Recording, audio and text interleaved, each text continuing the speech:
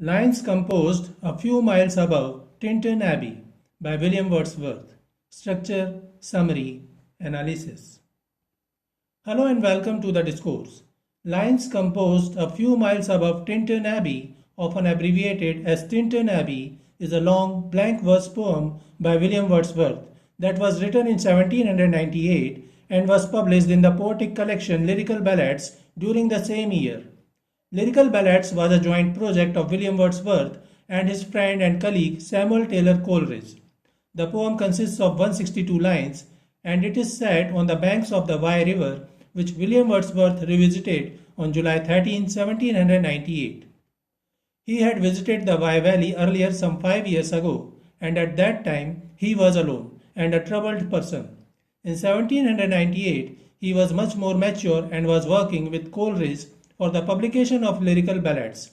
He revisited the site with his sister Dorothy Williams, whom he addresses in the poem as friend. Tintern Abbey was included as the final poem in Lyrical Ballads, first edition, in 1798. While the poem is popular by the title Tintern Abbey, that building is not mentioned anywhere in the poem except for the title. Structure of Tintern Abbey. The poem consists of 162 lines set in 5 stanzas. The first stanza is 22 lines long. The second stanza comprises lines 23 to 50, 28 lines. The third stanza is from lines 50 to 59, 9 lines. The fourth stanza has 54 lines, 60 to 113. The last stanza has 49 lines, 114 to 162. These lines are written in blank verse in unrhymed iambic pentameter. These are 5 sets of beats per line. The first beat is unstressed, followed by one stressed. Though there is no rhyming scheme to the poem, the poet used slant rhymes, and the regular use of assonance and consonance also offers the poem a lyrical quality. The poet also used symbolism, imagery, alliteration, analogy, personification, allusion, apostrophe, simile, litote, and juxtaposition in the poem. The blank verse for the poem allowed the speaker to offer it as a conversational poem as he addresses his friend's sister in the final stanza. However, in the previous stanza, the speaker uses the blank verse to offer the poem as a dramatic monologue. In addition, the speaker begins the poem with elements of an ode.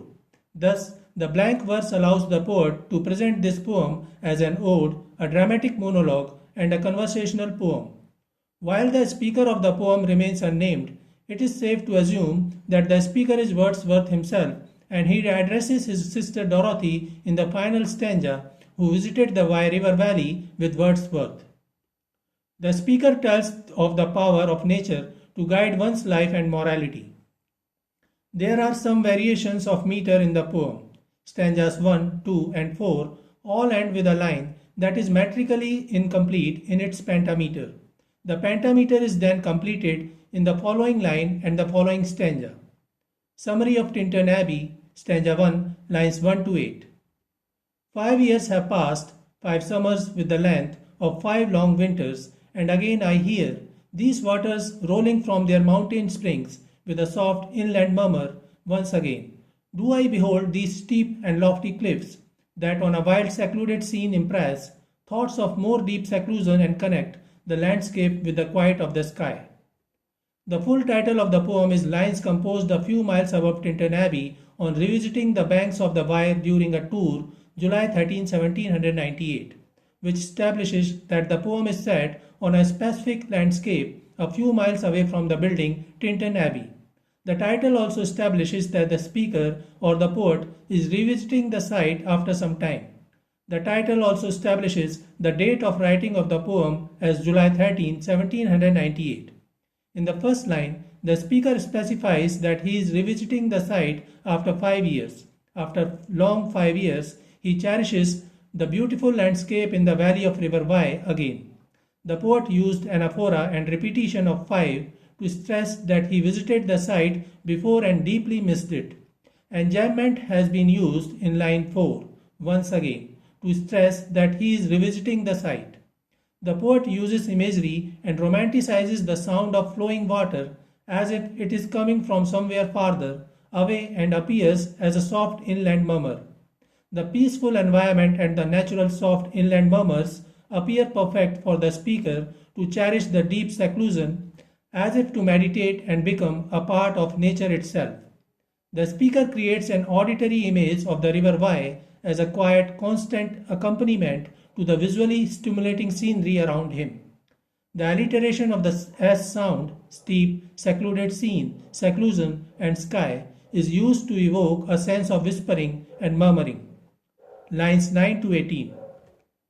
The day is come when I again repose here under this dark sycamore and view these plots of cottage ground, these orchard tufts, which at this season with their unripe fruits are clad in one green hue, and lose themselves mid groves and copses. Once again I see these hedgerows, hardly hedgerows, little lines of sportive wood run wild, these pastoral farms, green to the very door, and wreaths of smoke sent up in silence from among the trees.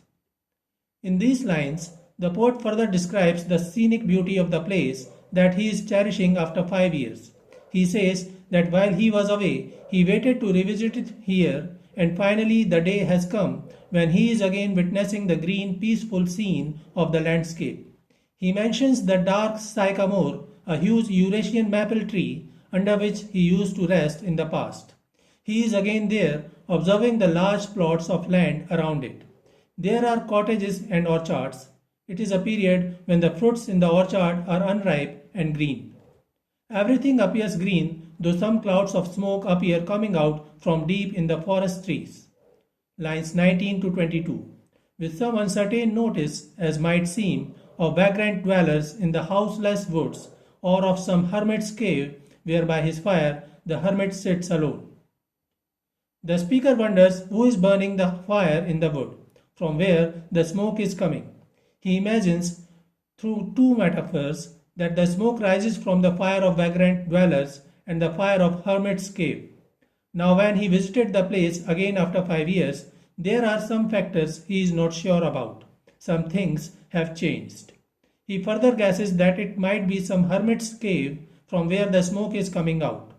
The homeless vagrant or the hermit is sitting alone in seclusion, and the speaker envies him for his pleasure.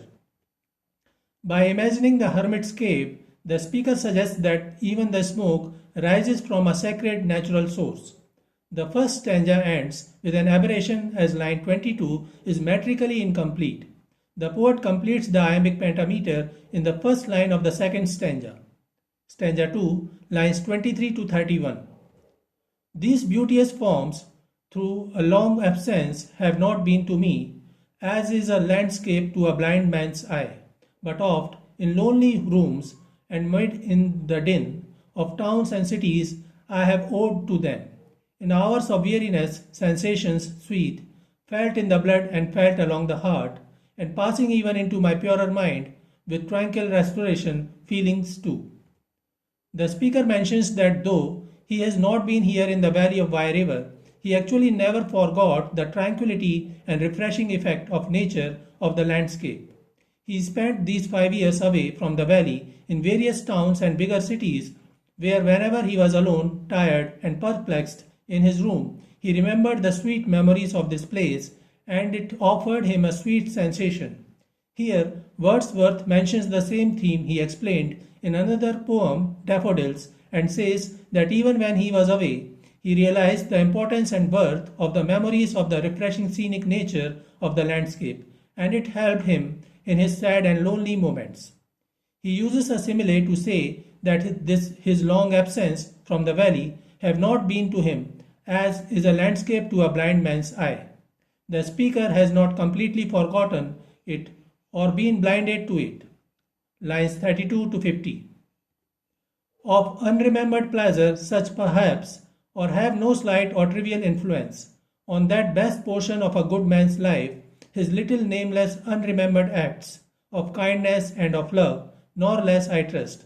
To them I may have owed another gift of aspect more sublime, that blessed mood in which the burthen of the mystery, in which the heavy and the weary weight of all this unintelligible world is lightened, that serene and blessed mood in which the affections gently lead us on, until the breath of this corporeal frame and even the motion of our human blood, almost suspended, we are laid asleep in body and become a living soul, while with an eye made quiet by the power of harmony and the deep power of joy, we see into the life of things. Here the poet uses litote, an understatement of the affirmative which uses the negative of the contrary. The speaker says no trivial influence, which means that to the contrary, nature had a significant influence during his time in the city.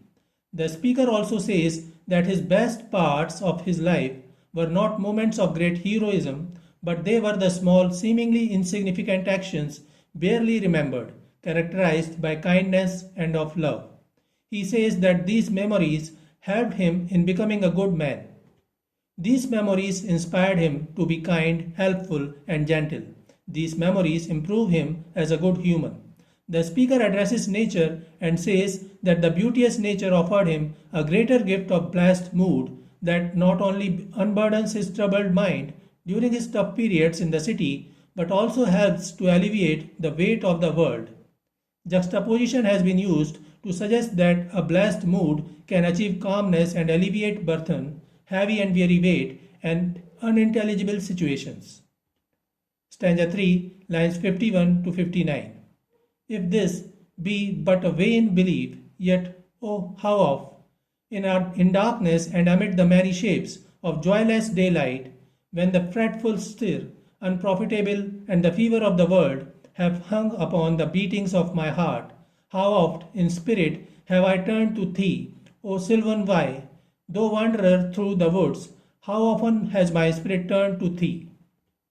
In the third stanza, the speaker mentions that all his belief in the beauty and strength of nature of the Wye River Valley could be a false idea, but a vain belief. However, he offers the counterpoint that if it had been the case, if his belief is wrong, then why in his toughest times, when in darkness and surrounded by joyless daylight, or days that bring the speaker no joy, even though they should, he has turned to thee, O sylvan Wye. Sylvan means wooded.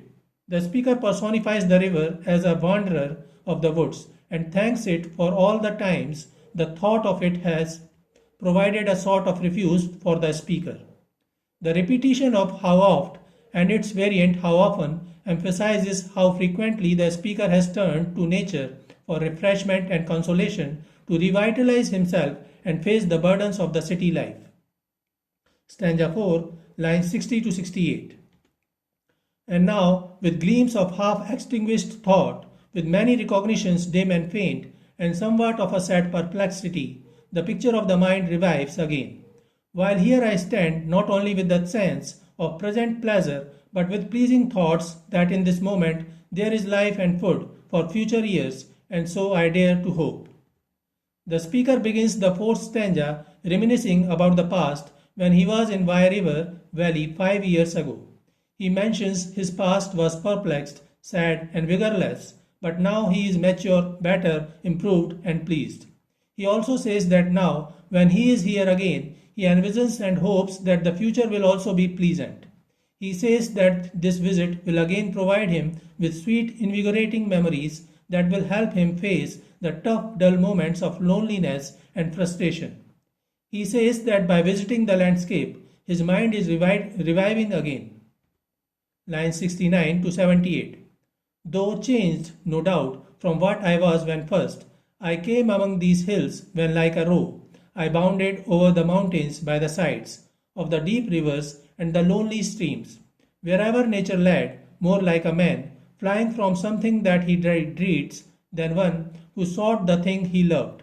For nature then, the coarser pleasures of my boyish days and their glad animal movements all gone by, to me was all in all I cannot paint. In these lines, the speaker romanticizes his childhood memories and suggests how he felt when he was here during his childhood in the landscape. He uses simile to suggest he was like a roe, a small deer, bounded through the mountains and rivers with relentless youthful energy. He says that the decisions he took 5 years ago were not like those of a free spirit deeply in love with nature, but he rather felt more like a man escaping from something he dreads. His priorities were different and he was seeking to solve his troubles. He says that he cannot exactly describe how he was back then. Lines 79 to 88. What then I was, the sounding cataract, haunted me like a passion, the tall rock, the mountain, and the deep and gloomy wood. Their colors and their forms were then to me an appetite, a feeling, and a love that had no need of a remoter charm, by thought supplied, nor any interest, unborrowed from the eye, that time is past, and all its aching joys are now no more, and all its dizzy raptures not for this. The speaker continues to explain how he felt 5 years ago when he was a troubled youth daring to face the challenges of life. He uses metaphors and romanticized language to express the anguish he felt at that time. As a child, nature was awe-inspiring for the speaker. The cataract, the mountains, and the woods haunted him like a passion. Cataract means a large, strong waterfall. The overwhelming colors and shapes were like a feeling and a love, suggesting that he and nature were connected on an instinctive level. He exactly knew the source of the cataract, the colors and forms of the mountain, and the deep and gloomy wood, and he did not add any myth or fairy tale to it. He was wholly in love with nature. He remembers the joys and how it created in him a dizzy rapture. That time is sadly past. The speaker can look back on his passionate emotional connection with nature and how sad he was when he had to leave the landscape. However, he does not yearn to return to that stage in his life. His previous relationship with nature was chaotic and passionate, but it is more mature now. Lines 89 to 98. Faint eye, nor moan, nor murmur, other gifts have followed for such loss, I would believe. Abundant recompense, for I have learned to look on nature not as in the hour of thoughtless youth, but hearing oftentimes the still sad music of humanity, nor harsh nor grating, though of ample power, to chasten and subdue, and I have felt a presence that disturbs me with the joy of elevated thoughts, a sense sublime. The speaker remembers how he felt as a child when he witnessed the grandeur of nature. He enjoyed those days, but he does not wish to return to the same phase or moan and complain about the passing of that phase. He is in the same landscape now, and though he does not feel the same of nature as he did in his thoughtless youth, but now he can understand the deeper meaning of the greater gifts of nature that he discerns now when he is wiser and mature. Unlike in the past, his relationship with nature is no more chaotic and passionate. Rather, it appears more sensible, sublime, and intricate. He now has ample power to chasten and subdue his passion for nature. He feels the divinity of nature in the world that surrounds him. The narrator can take the memory of this presence and carry it within him. Lines 99 to 108. Of something far more deeply interfused, whose dwelling is the light of setting suns, and the round ocean and the living air, and the blue sky, and in the mind of man, a motion and a spirit that impels all thinking things, all objects of all thought, and rolls through all things. Therefore am I still a lover of the meadows and the woods and mountains, and of all that we behold from this green earth, of all the mighty world. In these lines, the speaker further elaborates of the divinity of nature that he feels in the valley of River Wye. He says that this new feeling about nature is far more powerful and superior to what he had during his passionate childhood. He is mature now. The divine presence that he feels is like the light of setting suns, and as powerful as the round ocean, air, and sky to the mind of a man. It is beyond comprehension and therefore unfading and underrated by modernity. The speaker says that though his feelings and understanding of the mountains, meadows, and woods have changed now, he still is a lover of nature. His tone is now reverential towards nature, as if nature is God. The speaker mentions that now, when he is mature enough, he can feel and understand something he failed to recognize in his youth, a presence that pervades all of nature. With this more philosophical understanding of nature, the speaker imagines that this seemingly divine force inhabits and passes through the ocean, the air, the sky, and the mind of man. Lines 109 to 114. Of eye and ear, both what they half create, and what perceive, well pleased to recognize, in nature and the language of the sense, the anchor of my purest thoughts, the nurse, the guide, the guardian of my heart and soul, of all my moral being. In these lines, the speaker uses metaphors to liken nature to an anchor, nurse, guide, and guardian of his heart, soul, and moral being. The nature serves the purpose of helping the speaker understand the difference between right and wrong. The speaker is thrilled to feel that now, when he is mature, he can recognize how nature guides him toward the betterment of his conscience. In all the above four stanzas, the speaker continued his speech, presenting the poem as a dramatic monologue. Stanza 5, lines 115 to 124. Nor perchance, if I were not thus taught, should I the more suffer my genial spirits to decay. For thou art with me here upon the banks of this fair river, thou my dearest friend, my dear, dear friend, and in thy voice I catch the language of my former heart, and read my former pleasures in the shooting lights of thy wild eyes. Oh, yet a little while may I behold in thee what I was once. In the fifth stanza, it becomes clear that the speaker is not alone, nor is the poem his monologue. Rather, he is in conversation with someone whom he addresses as my dear friend. It also becomes clear that the speaker is Wordsworth himself, and he is in conversation with his sister. She is to him as close as another person can be, and he felt the need to explain to her how he has come to be the way that he is. As she speaks to him, he says that in her voice he sees how he used to be and remembers his former pleasures as he looks into her wild eyes. He feels as if his sister is feeling the same grandeur of nature that he used to feel when he was younger. Now he is mature. Lines 125 to 138. My dear, dear sister, and this prayer I make, knowing that nature never did betray the heart that loved her, 'tis her privilege, though all the years of this our life, to lead from joy to joy, for she can so inform the mind that is within us, so impress, when quietness and beauty, and so feed, with lofty thoughts that neither evil tongues, rash judgments, nor the sneers of selfish men, nor greetings where no kindness is, nor all the dreary intercourse of daily life. Our cheerful faith that all which we behold, in full of blessings, therefore let the moon. In these lines, the speaker addresses his companion as dear sister, making it clear she is Dorothy Wordsworth. He observes the same passionate love for nature in her eyes, and he cherishes it nostalgically, as he remembers how he felt 5 years ago. However, he wishes to offer the same mature insight to his sister too, and thus utters a prayer, hoping she may also find the same sense of tranquility, dignity, and serenity in nature as he does. He denounces the modern urban culture that gives rise to selfish, skeptical men. He claims that nature will prevail against the dreary intercourse of daily life. He hopes that nature will guide her too to understand the good and bad. The poet used alliteration of hissing as sound, rash judgments, nor the sneers of selfish men, to denounce the modern selfish man. He further encourages his sister to let her heart and soul be guarded by nature, as it is without risk. It cannot break her heart or shatter her faith.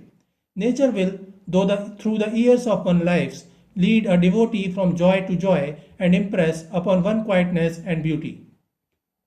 Her life, he states, will be full of lofty thoughts that carry one above the sneers of the modern world. Lines 39 to 150.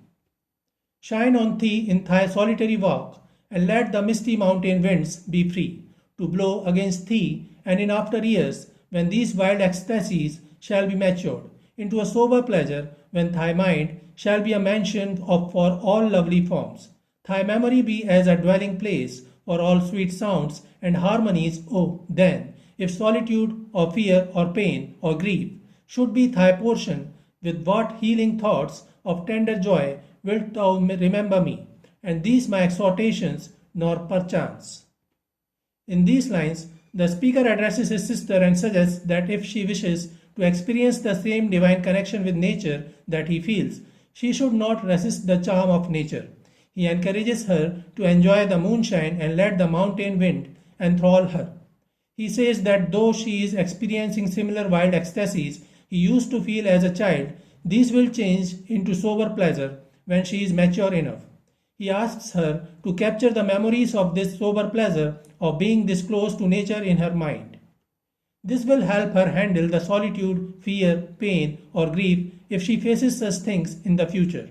These memories and his exhortation, his appeal to cherish nature, keep the memories safe, will help her future struggles. Lines 151 to 158. If I should be where I no more can hear thy voice, nor catch from thy wild eyes these gleams of past existence, wilt thou then forget that on the banks of this delightful stream we stood together, and that I, so long a worshipper of nature, hither came, unwearied in that service, rather say, with warmer love, oh, with far deeper zeal. In these lines, the speaker considers a time in the future when he will be no longer close to his sister.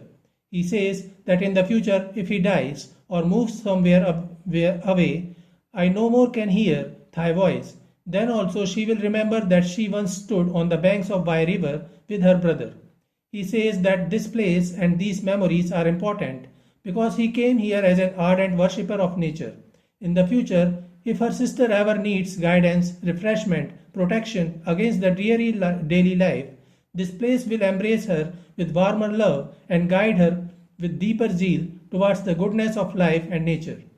Of holier love, nor wilt thou then forget that after many wanderings, many years of absence, these steep woods and lofty cliffs and this green pastoral landscape were to me more dear, both for themselves and for thy sake.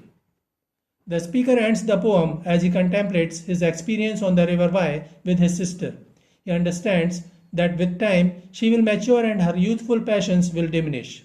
Nevertheless, he prays that she may fondly recall this moment together and draw inspiration from nature's capacity to physically, emotionally, and mentally enliven and uplift her.